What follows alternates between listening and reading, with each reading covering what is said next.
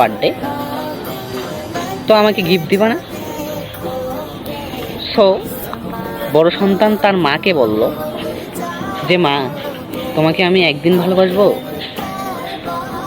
না চিরদিন চিরজীবন তোমাকে ভালোবাসবো, বলো। তার মা বলল যে এটা কি প্রশ্ন বললা, আমাকে তো চিরদিনেই তুমি ভালোবাসবা, চিরজীবন ভালোবাসবা, একদিন কি ভালোবাসা হয় নাকি? তো মা, তোমাকে যদি আমি একদিন ভালোবাসি, যদি মনে করো তোমাকে আমি একদিন ভালোবাসি, তাহলে সারা জীবন তোমাকে আমি বৃদ্ধাশ্রমে রেখে আসবো,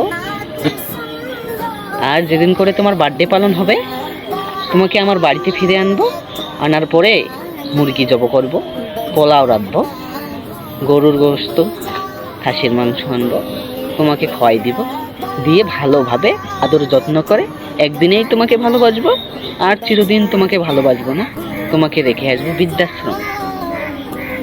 এখন তার মা কাঁদতেছে যে আমি ছেলের নামে কি কি নাই ভাবলাম। এখন মা তার বাইরে চলে গেল তার কাজে। এখন ছোট ছেলে আর মেজো ছেলে বলল যে মা, তোমাকে কি গিফট দিল তোমার বড় ছেলে? বলল যে সে আমাকে গিফট দেয়নি, কিন্তু সে আমাকে চোখ খুলে দিয়েছে, সে আমাকে রাস্তা দেখিয়েছে। তো ভাই, আজকে অনেকেই বার্থডে পালন করেন, তো বার্থডে পালন করা যাবে?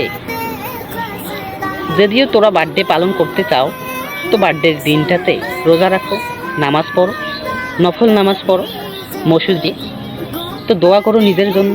আর যারা মানে তাদের পোস্টার বয়দেরকে নিয়ে মনে করো পোস্ট মারো বা বার্থডের জন্মদিনের হিসাবে পোস্ট দাও, এগুলো না করে তার জন্য নফল নামাজ পড়ো, তার জন্য রোজা রাখো, খুবই ভালো হবে। তো আসসালামু আলাইকুম রহমতুল্লাহি ওয়া বারাকাতুহু। Bye bye, take care. আমি আপনাদের সামনে আবারও আসবো